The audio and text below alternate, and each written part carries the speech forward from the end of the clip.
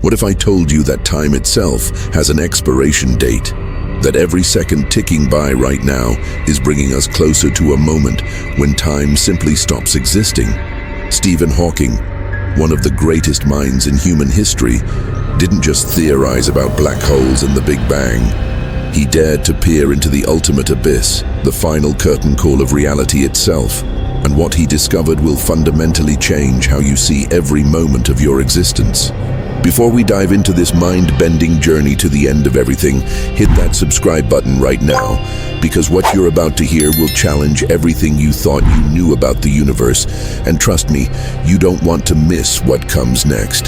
This isn't just another science video. This is about the fate of time itself. Let me ask you something that might seem strange at first. When you think about the future, how far ahead do you imagine? 10 years? 100? Maybe you've pondered humanity's existence 1,000 years from now, or even 1,000,000. But have you ever truly confronted the idea that there might be a final moment? Not just for you, not just for humanity, but for time itself. Stephen Hawking did.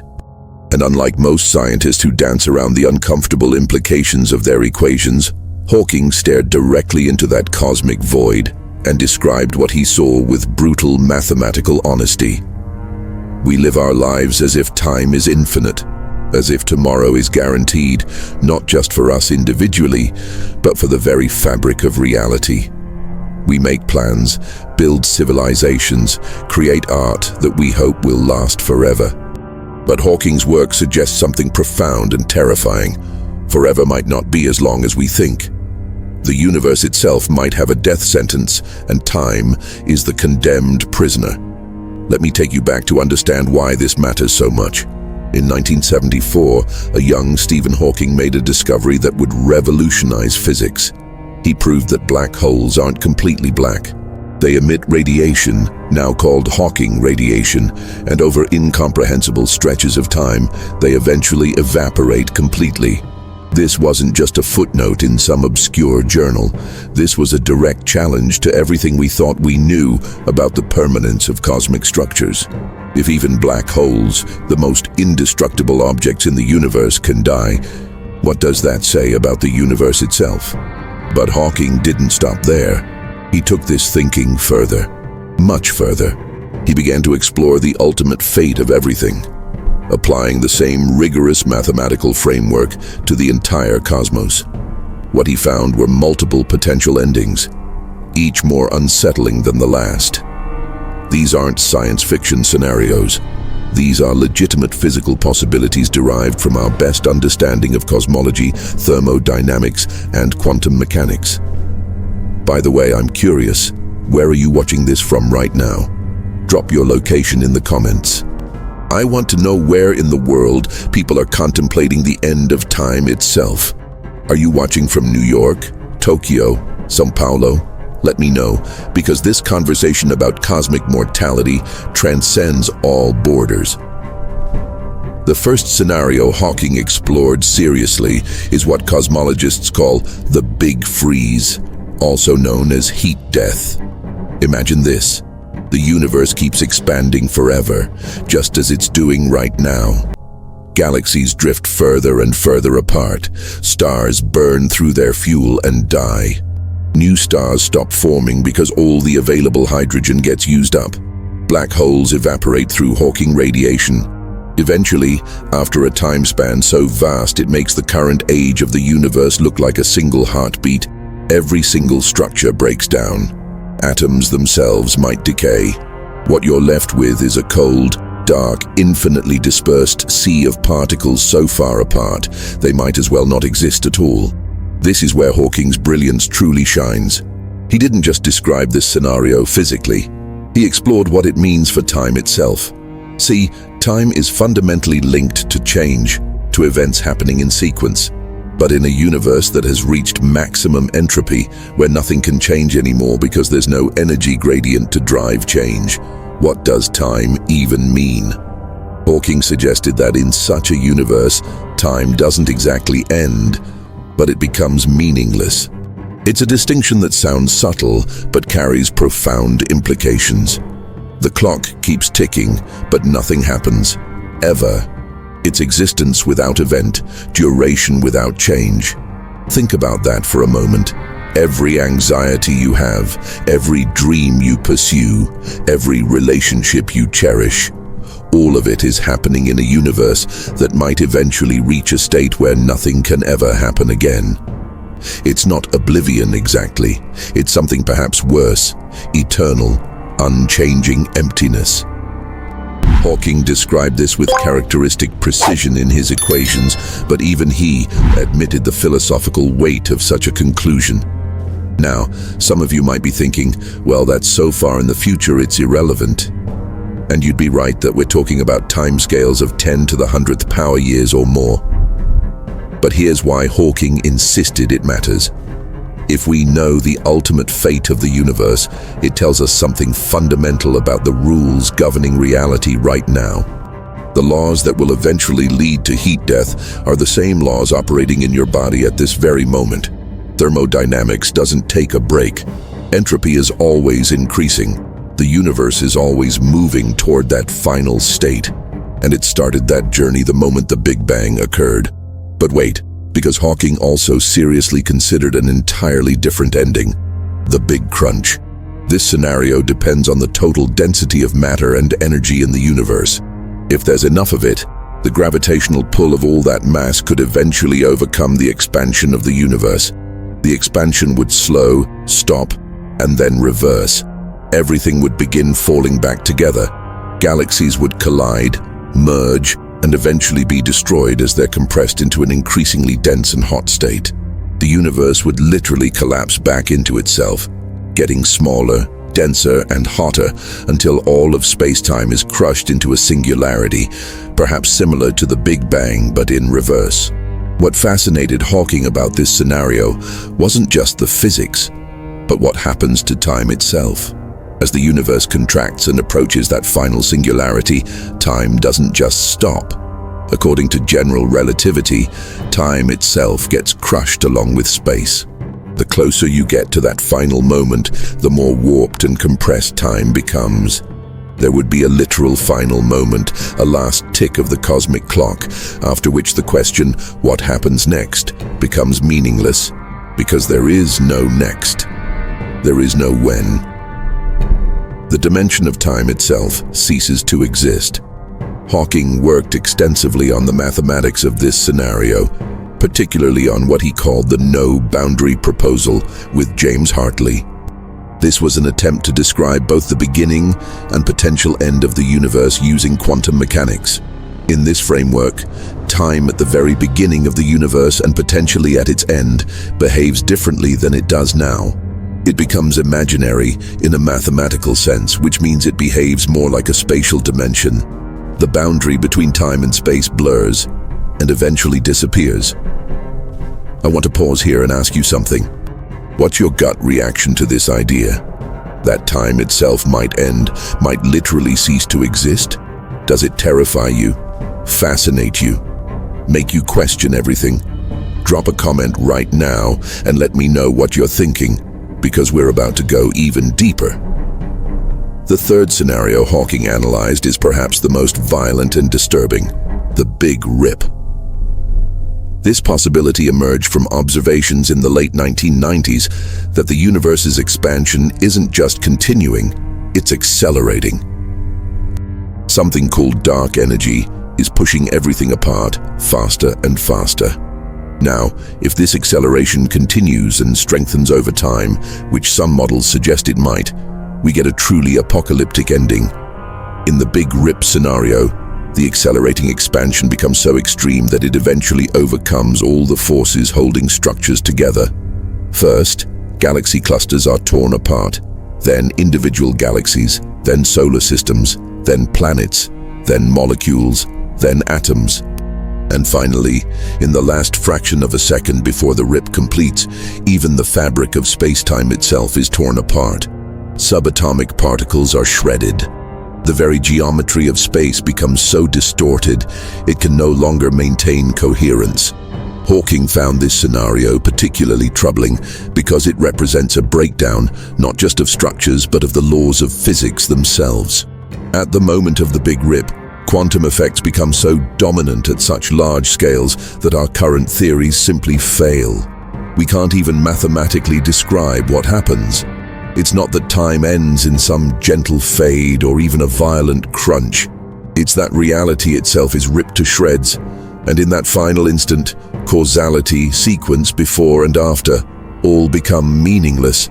What makes Hawking's analysis of these scenarios so unique is that he didn't treat them as mere academic exercises. He understood that embedded in these cosmic endings are fundamental questions about the nature of time, causality, and existence itself. Most scientists present the math and move on. Hawking insisted on confronting the implications head-on. Consider this profound problem he highlighted. If time has an end, does that mean the future is somehow already determined? After all, if we can calculate through physics that the universe will end in a specific way, doesn't that suggest that everything between now and then is already set in stone? This is where Hawking's work on quantum mechanics and cosmology collided with philosophy in fascinating ways. He argued that quantum uncertainty preserves genuine unpredictability, even in a universe with a predetermined ending. The path to the end might be fixed in broad strokes, but the details, the specific sequence of events, remains genuinely open. This is subtle but important. Hawking was saying that even though the universe has a death sentence, the story of how it gets there isn't written yet. There's still room for meaning, for choice, for genuine novelty in the universe. The end is inevitable, but the journey isn't predetermined. It's a philosophical position that tries to reconcile cosmic determinism with local freedom.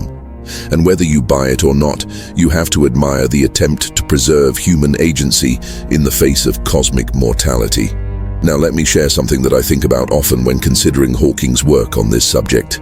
Here's my personal take, and I want to know if you agree or disagree. I believe that understanding the end of time makes the present more precious, not less. When you truly internalize that the universe itself is temporary, that even time has an expiration date, suddenly every moment takes on profound significance. We're not just mortal as individuals, we're mortal as a species, as a planet, as a galaxy, as a universe. Everything is temporary. And to me, that makes it all unutterably beautiful and important. Hawking seemed to share this view. Despite spending his career exploring cosmic endings, he remained deeply engaged with life, with physics, with communication and human connection. He didn't retreat into nihilism. If anything, understanding the finite nature of everything made him more determined to extract meaning and knowledge from the time available. What do you think? Does knowing that time itself will end make your life feel more or less meaningful? I'm genuinely curious about your perspective. Drop your thoughts in the comments because I think this is one of those questions that reveals a lot about how we find meaning in existence. Let's continue by exploring what Hawking identified as the limits of our current understanding. This is crucial because when you're talking about the end of time, you're necessarily pushing physics to its absolute boundaries. We have two magnificent theories: general relativity, which describes gravity and the large-scale structure of space-time, and quantum mechanics, which describes the behavior of particles and forces at the smallest scales. The problem is that these two theories are fundamentally incompatible. They give contradictory predictions when you try to apply both to the same situation. Hawking spent much of his career trying to bridge this gap, to find a theory of quantum gravity that could describe what happens when quantum effects and gravitational effects are both extremely strong. This matters for the end of time because all three ending scenarios, Big Freeze, Big Crunch, and Big Rip, eventually reach points where both quantum mechanics and general relativity should be relevant. In the Big Crunch, you have all the mass and energy of the universe compressed into a quantum scale region. That's precisely where you need quantum gravity. In the Big Freeze, the final stages involve quantum processes like particle decay and black hole evaporation. In the Big Rip, the tearing of space-time involves quantum fluctuations at cosmic scales. Without a complete theory of quantum gravity, Hawking admitted we can't definitively say what happens at the absolute end. We can calculate up to a point, But then our equations break down. The math literally gives us infinities and meaningless results. This isn't because we're bad at math. It's because we're asking our theories to describe situations they weren't designed for. It's like trying to use a map of Earth to navigate on Mars. The map isn't wrong exactly, it's just not applicable. Hawking was remarkably honest about this limitation. He didn't pretend to have all the answers. Instead, he clearly delineated what we can say with confidence, what we can reasonably speculate about, and where we simply don't know. This intellectual honesty is part of what made his work so trusted. He was bold in his theories, but humble about the boundaries of knowledge. One of the most fascinating aspects of Hawking's exploration of time's end is how it connects to the arrow of time, the fact that time seems to flow in only one direction. We remember the past, but not the future. Eggs break but don't spontaneously reassemble. Entropy increases. Hawking proposed that the arrow of time is directly related to the expansion of the universe. As long as the universe expands, entropy increases and time flows forward. But what happens in a big crunch scenario when the universe begins contracting? Hawking initially speculated that the arrow of time might reverse when the universe starts collapsing. Entropy would decrease, and from our perspective, cause and effect would flip. The future would determine the past. He later retracted this idea, concluding that the arrow of time would continue pointing forward even during a contraction. But the very fact that he seriously considered time reversal shows how deeply he was willing to question our assumptions. This gets at something profound. Time isn't just a passive stage on which events occur. Time is intimately connected to the physical processes of the universe. The expansion of space, the increase of entropy, the quantum evolution of states, all of these are tied together with the direction and even the existence of time. When the universe ends, whether in heat, death, crunch, or rip, it's not just that events stop happening. The arena in which events could happen ceases to exist or loses all meaning. Let me put this in more concrete terms. Right now you're experiencing time passing. Your neurons are firing in sequence. Your heart is beating. Thoughts are forming one after another. All of this requires a universe with structure, with energy gradients, with the physical conditions that allow for change and causality. In the big freeze scenario, there's eventually no energy left to power any of these processes, not just in your body, but anywhere in the universe. Every structure that could experience or measure time has decayed. Time continues in some abstract sense, but there's nothing left to experience it. In the Big Crunch scenario, it's more absolute. Space-time itself is annihilated in the final singularity. There's no after, because there's no space-time structure to support the concept of after. It's not that time continues in an empty void. It's that time as a dimension ceases to be part of reality's geometry. The mathematical framework that includes time as a variable no longer describes anything real. The Big Rip is perhaps the strangest, because it suggests a moment where the concept of moments itself breaks down. As space is torn apart faster than light can travel, causality itself is violated. Events can no longer influence other events. The very idea of sequence becomes meaningless when no signal can propagate from one point to another. Time doesn't end so much as it fragments and loses coherence. Hawking understood that these scenarios aren't just about physics. They carry profound philosophical implications. If time has an end, what does that mean for concepts like purpose, progress, and meaning? If we know that eventually every structure will be destroyed and even time itself will end or become meaningless, how should that affect how we live right now? Different philosophers have grappled with this question. Some argue that cosmic mortality renders all human endeavors ultimately pointless. If everything ends, what's the point of anything? This is the nihilist response. Others, and Hawking seemed to lean this way, argue that finite time is precisely what gives things value. It's the temporary nature of moments that makes them precious. If we had infinite time, nothing would be urgent, nothing would be special. The deadline of cosmic mortality, distant though it may be, is what makes existence poignant rather than tedious. There's also a theological dimension that Hawking occasionally addressed. Many religious traditions posit some form of eternity, whether it's eternal life, cyclical rebirth, or timeless existence beyond the physical universe.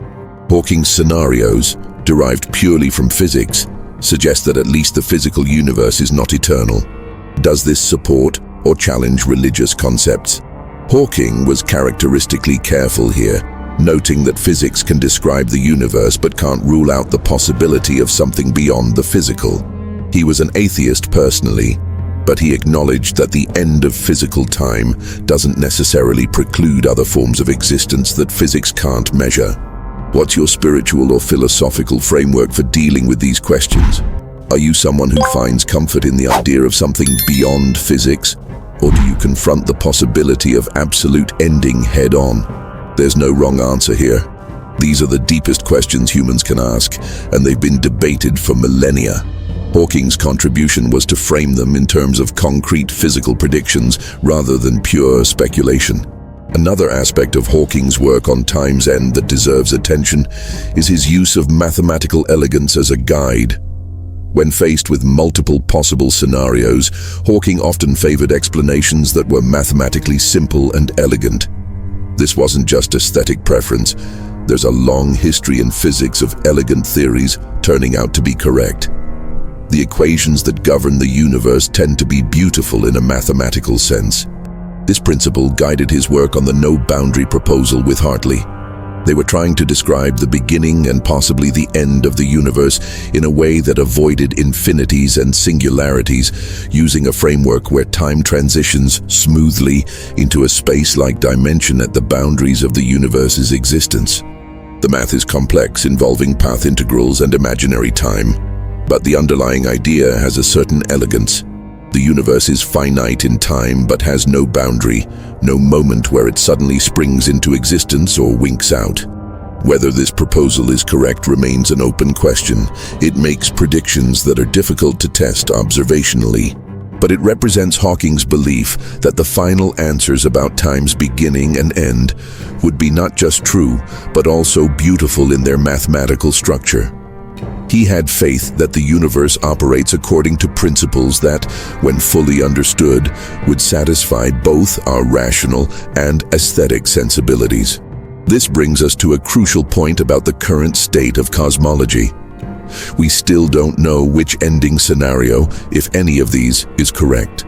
The determining factors are the total density of the universe, the nature of dark energy, and whether dark energy is constant or changing over time. Current observations suggest we're headed for something like the Big Freeze, with the universe expanding forever and eventually going dark and cold. But our measurements aren't precise enough to be certain, and we don't understand dark energy well enough to predict its future behavior with confidence. Hawking emphasized that this uncertainty is actually exciting. It means there's still fundamental discovery ahead. Every new observation of distant supernovae, every measurement of the cosmic microwave background radiation, every detection of gravitational waves, all of these provide clues about the universe's ultimate fate. We're living in an era where these questions might actually be answerable. Humanity might be the generation that definitively determines whether the universe will freeze, crunch, or rip. Think about that responsibility. We might be the ones who figure out how time itself ends. That's simultaneously humbling and exhilarating. Hawking certainly felt both emotions. He spoke often about how privileged we are to live in an age where we can ask these questions and have realistic hope of answering them. Let me ask you, if you could know with certainty which ending scenario is correct, would you want to know? Or is there something valuable in the uncertainty, in leaving that mystery unsolved? Comment below, because I find people are split on this question. Some crave certainty even if the truth is uncomfortable. Others prefer to preserve mystery on the deepest questions. There's also the question of whether knowing the end changes anything practical about how we live. Hawking's answer was nuanced. On one hand, the end is so far in the future, at minimum trillions of years, that it has no bearing on immediate human concerns. Climate change, war, disease, inequality, these are urgent challenges that won't wait for the heat death of the universe. On the other hand, understanding our cosmic context does matter.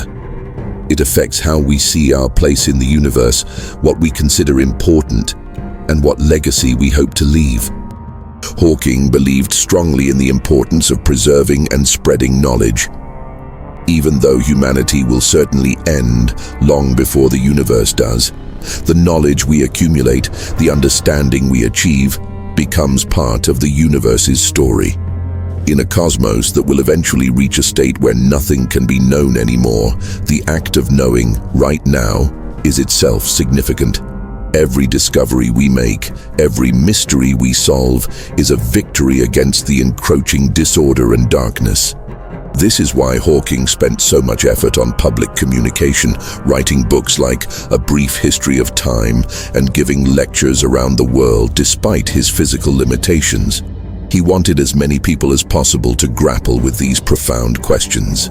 Understanding the end of time isn't just for physicists and cosmologists. It's part of the human condition, part of what it means to be a conscious being aware of our own finitude and the finitude of everything around us.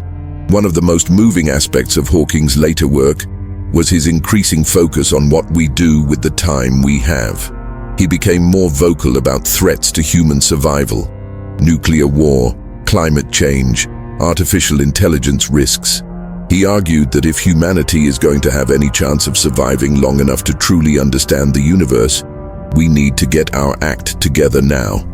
We need to become a spacefaring civilization, spreading to other planets and eventually other star systems. Not because it will save us from the ultimate end of the universe, but because it gives us more time to learn, to experience, to create meaning. There's a poignant irony here.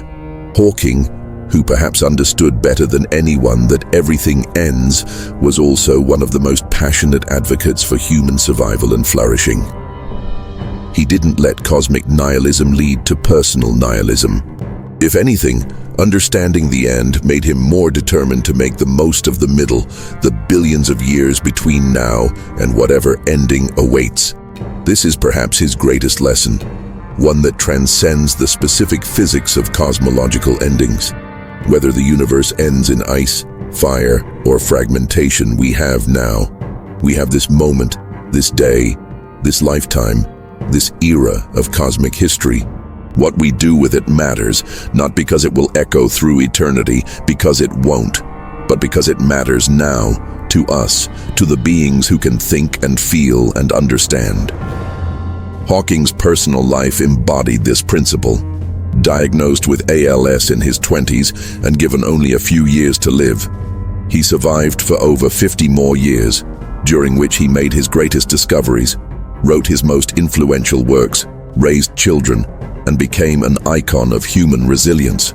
He lived as if his time mattered, despite knowing it was limited. Actually, precisely because it was limited, the same principle applies cosmically. The universe's time is limited.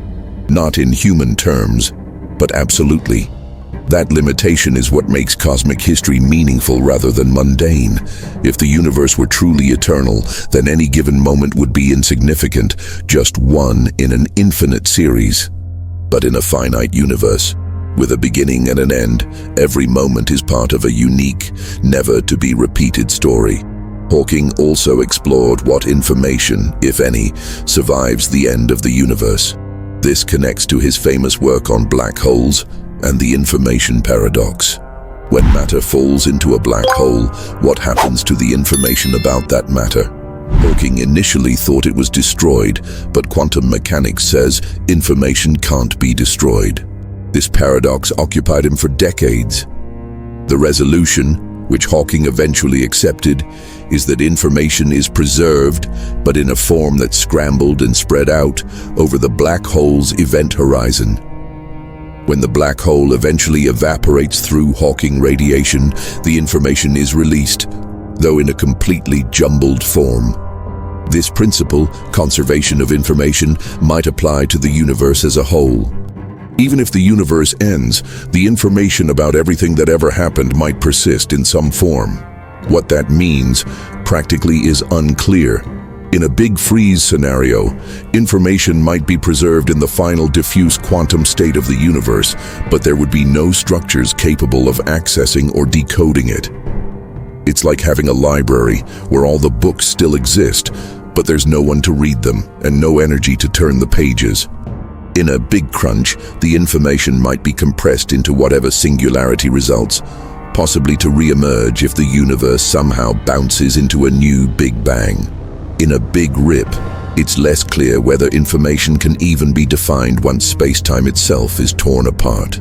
These are genuinely open questions at the frontier of theoretical physics. Hawking contributed crucial insights, but he would be the first to admit we don't have complete answers. That's the nature of fundamental research. You're probing the boundaries of the knowable, and sometimes you have to be satisfied with clarifying the questions rather than definitively answering them. Let me bring this back to something more immediate and personal. Every person watching this video right now is participating in the universe's story during a very special chapter. We live in an era of structure and complexity, where stars burn, planets orbit, life evolves, and consciousness emerges. This era won't last forever. It's already lasted about 14 billion years since the Big Bang, and it might last trillions more, but eventually it will end.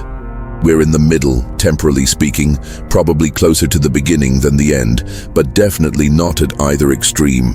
What makes our moment particularly special is that we're among the first, and possibly the only, beings in the universe capable of understanding the story we're part of.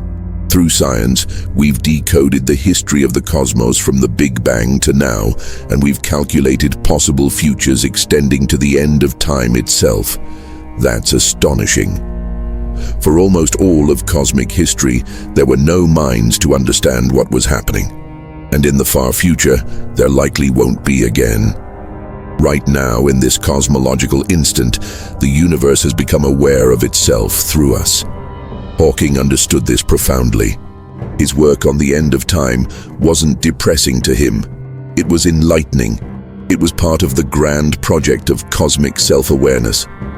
By understanding the beginning and the end, we complete the story. We give the universe a narrative arc. And narratives, stories, have meaning precisely because they have beginnings, middles, and ends. This might be the ultimate answer to the question of meaning in a finite universe. The meaning isn't imposed from outside. It emerges from the story itself, from the fact that things happen in sequence, that there's development and change, that structures form and eventually dissolve. An eternal, unchanging universe would be meaningless because meaning requires difference, contrast, before and after, beginning and end. Hawking's vision of time's end, then, is not nihilistic. It's actually the completion of meaning. The end is what makes the middle matter. Your life is meaningful not despite being temporary, but because it's temporary. The same applies to civilizations, to planets, to stars, to galaxies, and ultimately to the universe itself. The story of everything is meaningful because it's a story, not an eternal static state. Where are you watching from, by the way? I asked earlier, but I want to check in again. Drop your location in the comments. I'm curious to know how this message is resonating in different parts of the world, different cultures, different philosophical traditions. The end of time is perhaps the most universal topic there is, literally cosmic in scope, and yet I suspect people from different backgrounds will have different reactions to it. As we approach the conclusion of this exploration, I want to emphasize what makes Hawking's approach unique. Many scientists and philosophers have thought about cosmic endings.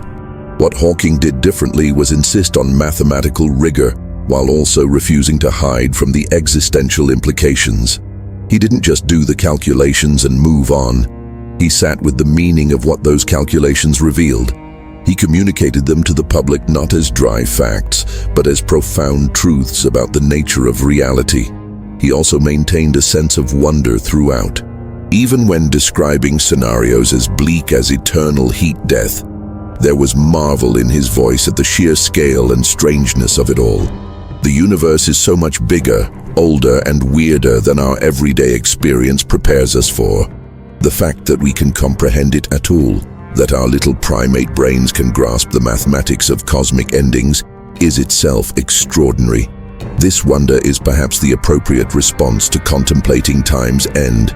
Not despair, not anxiety, but awe. We're privileged to exist during a phase of cosmic history where such understanding is possible. We're privileged to have minds capable of asking these questions and imaginations capable of grappling with the answers. Hawking also believed, and I think this is crucial, that understanding the end should motivate us to do better now. If we know our time is limited, cosmically speaking, shouldn't we make the most of it? Shouldn't we reduce suffering, increase knowledge, create beauty, and spread consciousness as widely and deeply as possible while we have the chance? The cosmic deadline, even though it's incomprehensibly far in the future, reframes our priorities. What matters is not accumulating power or wealth or status, none of which will survive even a fraction of a % of cosmic history. What matters is what we do with the gift of consciousness during the brief flicker of time we have it. This is practical philosophy derived from theoretical physics. It's ethics emerging from cosmology. Hawking showed that science isn't cold or inhuman. When pursued deeply enough, it reconnects with the fundamental questions of meaning, value, and purpose that have always concerned humans. The end of time isn't just a physics problem, it's a human problem, because we're the ones who have to live with the knowledge of it. Let me share one final thought that I keep returning to. Hawking spent his entire career thinking about time, how it began, how it flows, how it might end. And yet in his personal life, with his disease progressively limiting his physical capabilities, he had to confront the end of his own time more immediately than most of us do. There's something profound about someone who understood cosmic timescales better than almost anyone, while also being acutely aware of his own mortality. I think this gave him a unique perspective. He could hold in his mind simultaneously the idea that the universe will exist for trillions upon trillions of years and the reality that his own existence would be measured in decades. This didn't create despair or contradiction. Instead, it created clarity. Both timescales matter. Both are real. And understanding the longest doesn't diminish the importance of the shortest. Your life, your experiences, your joys and sorrows, they matter intensely even though they occupy an infinitesimal fraction of cosmic history. Actually, they matter more because of their brevity. Every moment is unrepeatable. Every experience is unique. And when you expand this understanding to encompass the entire universe, you realize that every moment in cosmic history is equally unique and unrepeatable. The universe's story is precious precisely because it's happening only once. This is what Hawking dared to explain that others avoided. Time's end isn't a tragedy, it's a completion. It's what makes the story whole. Without an ending, there's no story, just an eternal sequence of meaningless moments. With an ending, even one as strange and distant as heat death or the Big Crunch or the Big Rip, the whole arc of cosmic history becomes meaningful. Beginning, middle, end, just like any good story. So what do you take away from this? How does knowing that time itself has an end change your perspective on your own life? Does it make you want to live differently? Does it change what you consider important? I genuinely want to know. Drop a comment and share your thoughts, because these conversations, this exchange of ideas about the deepest questions we can ask, this is part of what makes conscious existence worthwhile. Hawking's legacy isn't just the equations and discoveries, though those are immense. It's also the courage to confront the hardest questions directly and honestly, to look at the end of everything without flinching, to find in that ending not despair, but completion, not meaninglessness, but the structure that makes meaning possible. We're living in a universe with a clock. The clock is running. Eventually, in some manner we haven't fully determined yet, the clock will stop. But right now, In this moment, it's ticking, and every tick is an opportunity to understand more, to experience more, to create more, to connect more. That's the message embedded in Hawking's work on the end of time. Not that everything is futile, but that everything is urgent and precious. Before we close, I want to make sure you're getting the most out of this content. If this video made you think differently about time, existence, or your place in the cosmos, hit that like button. If you want more content exploring the deepest questions in science and philosophy, subscribe to the channel and turn on notifications. Share this video with someone who enjoys contemplating the big questions, because these ideas are too important to keep to yourself. The universe gave us consciousness, this ability to understand our own cosmic context. That's a gift of unimaginable value. And part of honoring that gift is using it, pushing our understanding as far as it can go, which is exactly what Hawking did. He pushed to the ultimate boundary, to the end of time itself, and brought back knowledge that changes how we see everything. In the end, and this is my final reflection, Hawking's work on time's ending is really about time's meaning. By showing us how it ends, he illuminates how it works and why it matters. Time isn't just duration. It's the framework within which change, growth, understanding, and meaning are possible. When time ends, so does all of that. But until then, until that final moment, whether it's a freeze, a crunch, or a rip, we have the incredible opportunity to participate in the universe's story. You're part of that story right now. Every choice you make, every thought you think, every connection you form, it's all part of the grand arc of cosmic history. Hawking understood this. He lived it despite, or maybe because of, his profound understanding of how temporary everything is. And that understanding, that clear-eyed confrontation with time's mortality, didn't make him withdraw from life. It made him engage more fully. That's the real lesson here. Understanding the end of time doesn't rob life of meaning. It clarifies what meaning is. It's what we create and experience during the finite time we have. It's not eternal, it doesn't last forever, but it's real and it's important. Now, in this moment, in this phase of cosmic history, when consciousness exists and can reflect on its own existence and the existence of everything else, Stephen Hawking explained the end of time like no one ever dared, because he was willing to follow the math and the logic wherever it led, even to places that challenged our deepest assumptions about reality.